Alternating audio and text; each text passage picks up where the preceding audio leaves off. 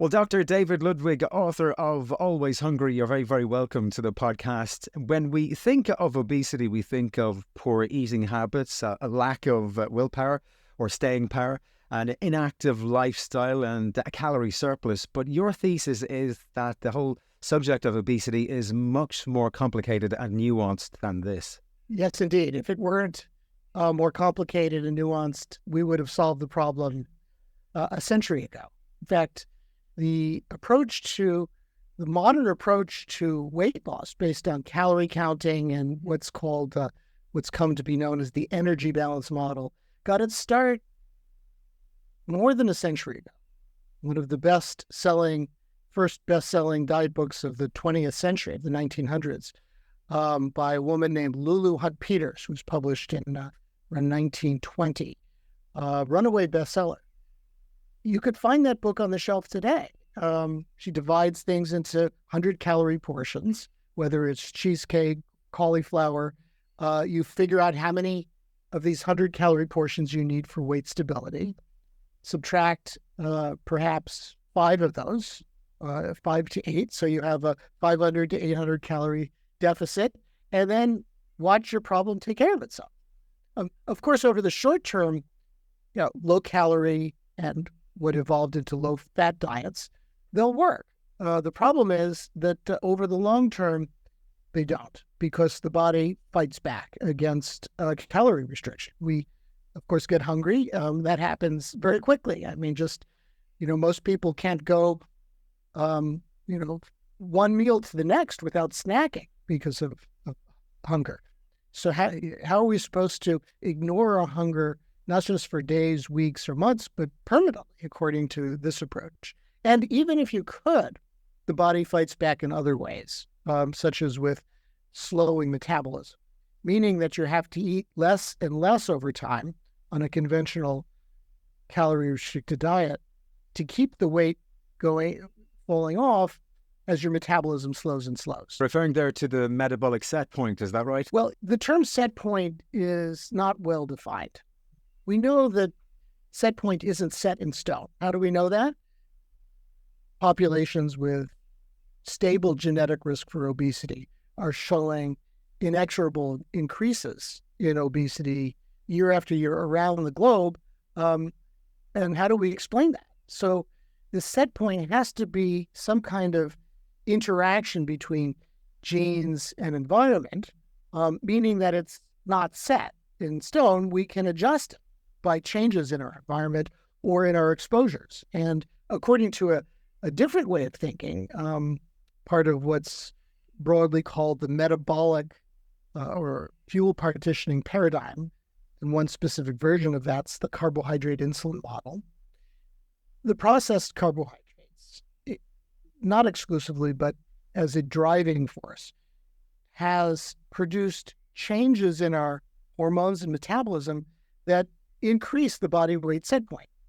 And so until we reach that higher set point, we tend to be hungrier or our metabolism will be slower, and that pushes us up when we eat a high-carb diet. And conversely, if you cut back on processed carbs, the idea would be that you're less hungry and your metabolism speeds up until you reach that new lower weight. And that's exactly what the data show. Now, I'm not arguing that this is final proof, but multiple studies now show that, and meta-analyses show that at any weight or at any calorie intake, a low-carb diet will increase total energy expenditure and resting energy expenditure. Resting energy expenditure is perhaps the most fundamental aspect of our metabolism. At this point, can we just introduce a brief biology lesson so as that we can put this into context for people? Can we talk about what happens when we consume food as far as glucose, which you've mentioned, insulin and fat storage are concerned? Food, independent of calorie content, affects dozens, hundreds of metabolic processes throughout the body. Many different hormones are secreted at different rates, again, based on the composition of the food, not just the amount. So glucose or any carbohydrate that breaks down into glucose, which is the vast majority of them, especially the carbohydrates that do so quickly, cause a rapid increase in blood sugar after eating. And that begins to happen 5 or 10 minutes after a meal if you ate a bagel, white bread, sugary cereal for breakfast. Within just a few minutes, blood sugar is rising rapidly. And that causes, of course, excessive insulin secretion, but it affects many other hormones as well. The gut incretins, one of the incretins that has come to attention is GLP-1, which is the basis for these new exciting weight loss drugs. High carb diets tend to suppress GLP-1, which would not be a good thing. And these hormones and others as well, in turn, affect the expression of hundreds or thousands of genes throughout the body in different ways. Conversely, with a high protein or a high fat meal, a very different hormonal secretion profile will occur after the meal, affecting the body in different ways. We tend to dismiss these events in our conventional approach to diet, which is focused on calories and energy balance. But according to the carbohydrate insulin model, these metabolic responses are really critical to understanding how we can more effectively lose weight, not just for a few days or weeks, but over the long term by modulating this so-called set point. One study in 1999 was an acute study. We gave 3 meals with the same calories on different days in the metabolic unit, and then looked to see how hormones and metabolism changed, and linking that up with hunger and voluntary food intake. And so that was our first study. The 3 meals were instant oatmeal, which is mostly carbohydrate and fast digesting because it's prepared for instant cooking. Any highly processed food, carbohydrate like that, will tend to be rapidly digesting, raise blood sugar a lot. A second meal had the same calories, same macronutrients, same protein, fat, and carbohydrate, but the oats were in a less processed form, steel-cut oats or Irish oats, as it's sometimes called. And a third meal was a vegetable omelet with a little fruit. So same, again, in this case, different macronutrients. And we saw what basically I was describing earlier. The high glycemic index instant oats caused this rapid rise of blood sugar for about an hour.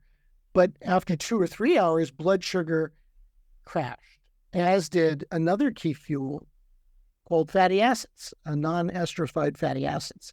That's how we burn fat.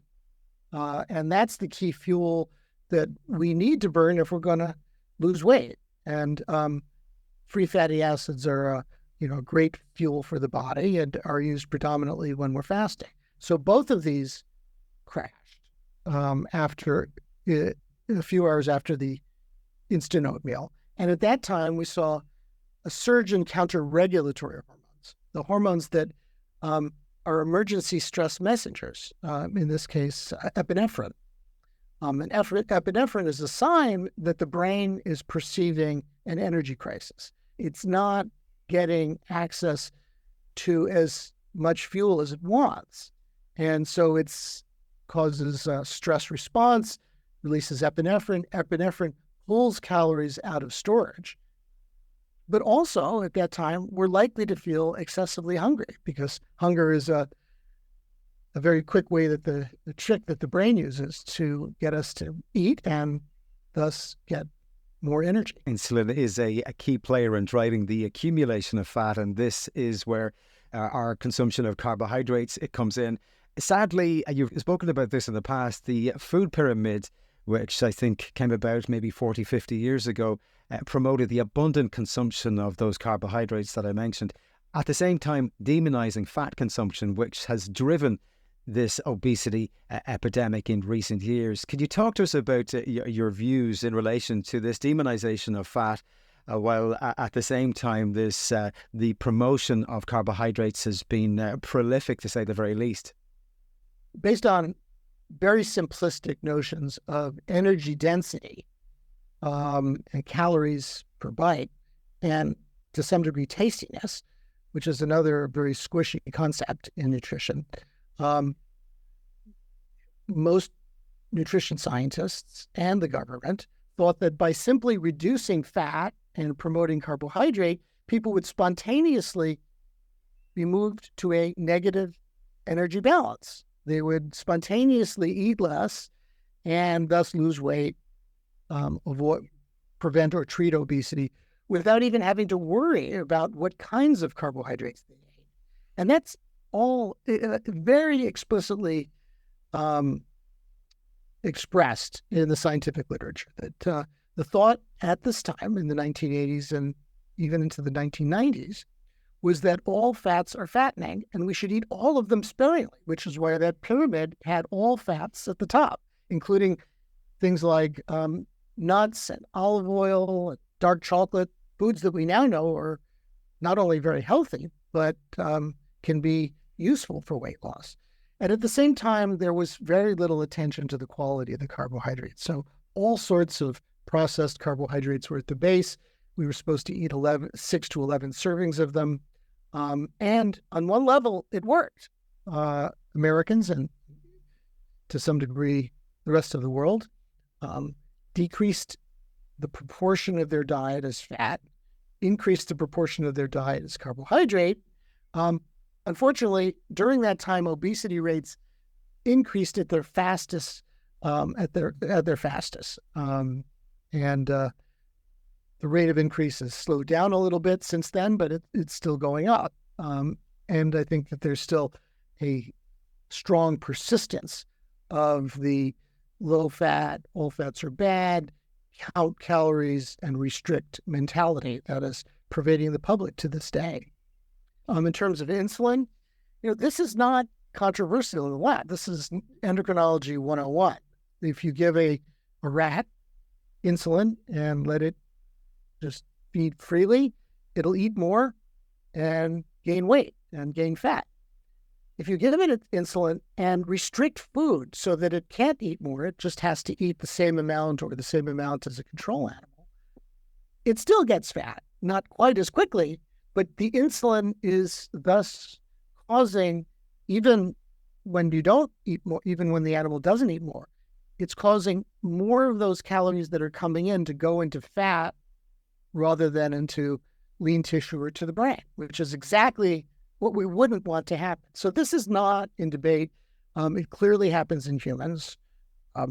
The consistent complication of insulin treatment for type 2 diabetes is weight gain.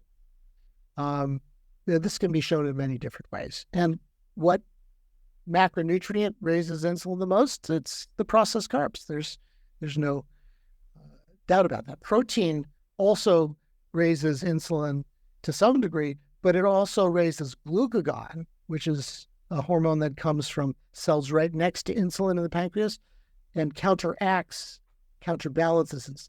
So protein raises glucagon as well as insulin. So you have a more balanced effect.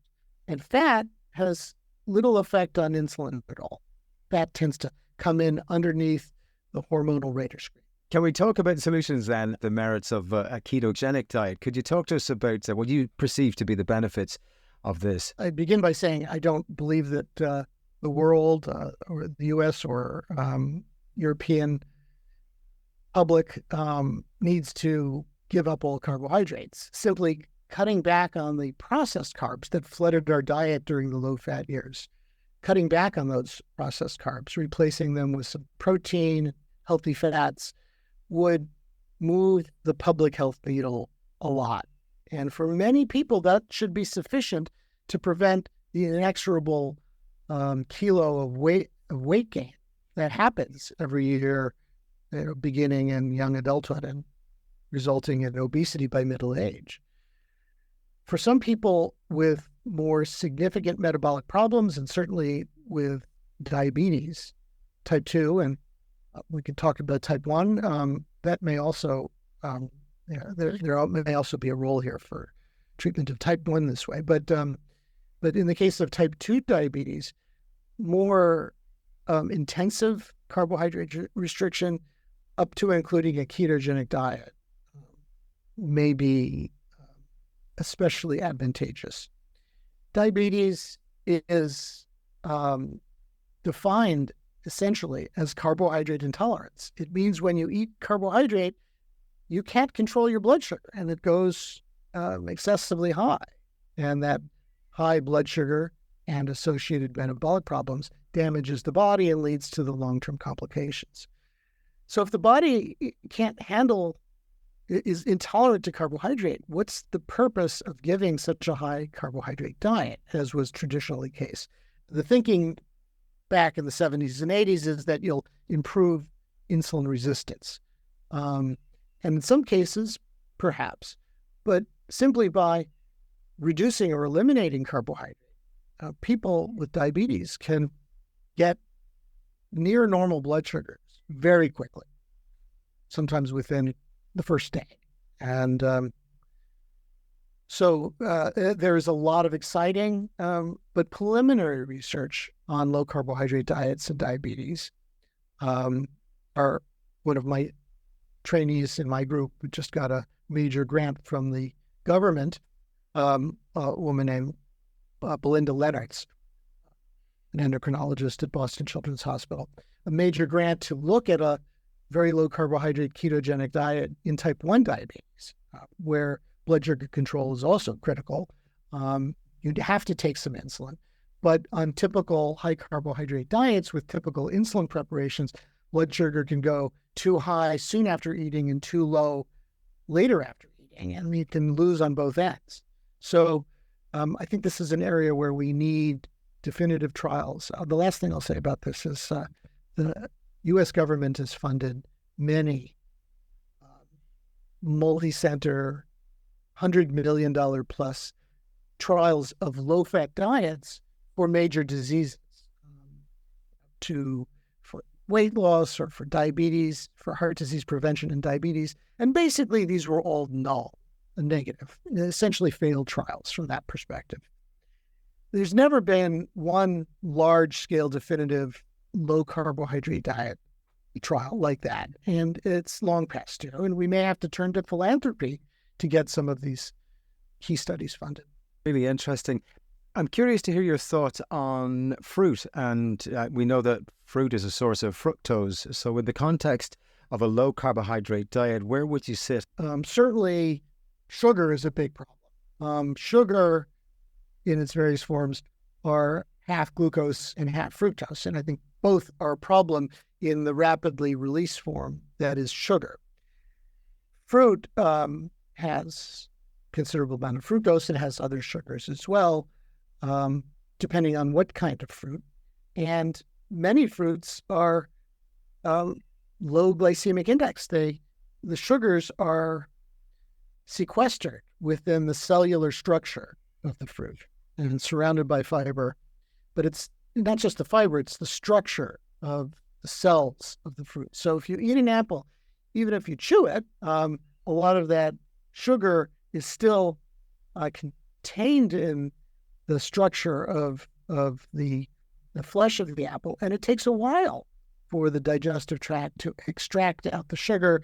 Blood sugar rises pretty gently, and the intestines and the liver can manage that without getting overloaded. That's very different than a liter of Coca-Cola that you consume over 15 or 20 minutes. I'll also point out that fruits differ. There are high and there are low glycemic impact fruits. The tropical fruits, things like banana and watermelon, some of the other tropical fruits tend to have a much more stronger effect on blood sugar and insulin than the temperate fruits, like berries, apples, peaches, and the like. So I think if for the general public, fruit is fine. For people with diabetes or major metabolic problems where they're very sensitive then going easy on fruit as well as part of a very low carbohydrate diet might make sense. So maybe you would have a small serving of berries rather than a banana. We said at the outset that when we talk about obesity, we think about things like a sedentary lifestyle, which then introduces the subject of exercise. But it's your consensus, or your thesis, that exercise isn't necessarily the panacea to obesity that people think it is. Exercise is really great. I recommend it strongly, but not specifically for weight loss if we're anywhere shy of the marathon level of physical activity, because the rate of calorie burn during exercise is slow. The rate of calorie acquisition during eating is fast. So you have to do a whole lot of exercise to counterbalance one excessive meal. And when people exercise, the body compensates. So if you spend an hour or 40 minutes on a treadmill, great. Or even better if you go outside and do something fun and recreational. But then for the rest of the day, you're going to tend to be moving less. You're going to be fidgeting less. You're going to be burning off less calories at rest. So that's part of this interesting way that the body recognizes it's gotten a lot of exercise, so it lowers energy expenditure elsewhere. So the number of calories on your treadmill is not is suggestive of the impact, overestimates the impact of that exercise on your calorie balance through the day.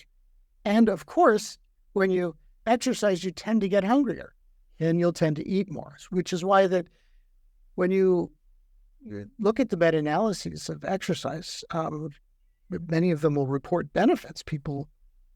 Their lipids improve, they sleep better, they feel better, their body composition may improve, but they lose very little weight. So I think that for weight loss, exercise needs to be combined with the right approach to diet, because we can very easily wipe out the benefits of, the classic irony is when soft drink companies advertise their products at sports events for kids. So for anybody. So you get some physical activity, burn off those calories, get some metabolic advantage, and then wipe out those advantages with that sports drink or that sugary beverage that they tell you to drink to rehydrate. If I can ask you just about sleep and stress and how they influence fat cell behavior, because this is quite interesting. According to the carbohydrate insulin model, sleep deprivation and stress alter metabolism, alter how your fat cells and your hormones are responding in a way that promotes fat storage. And from an evolutionary perspective, might make sense. At times of stress, you'd want to hold on to calories more because, it might be an impending famine or some kind of illness or some social catastrophe where having some extra energy stored in your body would be a good thing. But obviously chronic stress isn't. And so from this alternative perspective, the sleep deprivation and the chronic stress are creating a state in the body that is driving fat storage, and the increased food intake, especially the fast digesting carbohydrates, is a consequence. You're being driven to that by your metabolism, not through a direct arrow from stress itself. My final question is in relation to that food policy. I mentioned a moment ago, I spoke with Professor Robert Lustig about a year or so ago on this podcast, and he was very, very critical of Western governments and their inability or lack of desire to stand up to food producers. And as a result of that, people in the Western world and now probably globally are suffering from their poor food choices. What are your thoughts on global food policies and that inaction by governments? Disastrous. One argument maybe by libertarians is we want the government out of. We don't want the government to tell us what to eat. We don't want the government influencing the free market. Unfortunately, most governments, certainly the U.S., is up to its ears in food policy in the wrong direction. historically through creating infrastructure and crop support subsidies that have promoted commodities at the high, low quality, fast digesting carbs like corn, rice, at the expense of a whole other set of healthful foods. And so at the very least, we would like the government to undo some of the harms of 70 years of the wrong policies, which can be traced back to Earl Butz, who was an Secretary of Agriculture in the United States, where the focus was just increasing calories. Maybe at one point we needed that, but at this point, we don't need to increase calories in the United States. We need to change the type of the calories that are available to promote metabolic health. And so at the very least, we want to counterbalance those 70 years of poor, of harmful policies, or actively create an environment where industry can compete to produce healthful foods. I mean, industry can make money off of junk, and it can make money off of healthful foods. So we think that that is a proper role of government. We don't just say, all right, our manufacturers put in seatbelts or don't, have safe engines or not. It's the free market will decide. No, because we realize that people are not capable of making sophisticated decisions about these sorts of things. They might not have the right choice, and the consequences of traffic accidents affect everybody. Affect the people who chose to buy the car, affect the people who might be hit, and affect society that have to pay for it. We all have to pay for diet-related diseases, one way or another, including through Medicare. So I think because we have to pay for them, it's in the public's interest to help prevent them. And that national food policy is an obvious, low-hanging fruit. Well, on that note, we'll bring this discussion to a conclusion. It's such an important discussion as well, and I always appreciate having somebody of your expertise and experience to share your thoughts on this subject. Dr. David Ludwig, author of Always Hungry. Thank you so much for taking the time to join me today. Well, thank you for tuning into this episode of the Happy Habit Podcast. If you got any value from it, well then show your support. You can like, subscribe, share with other people who you think might enjoy this content too. Leave the podcast a positive rating on iTunes or on Spotify. And if you're on YouTube, become a subscriber over there. Click that bell notification and leave a comment if you have any thoughts on any of the videos. Until next time, stay happy.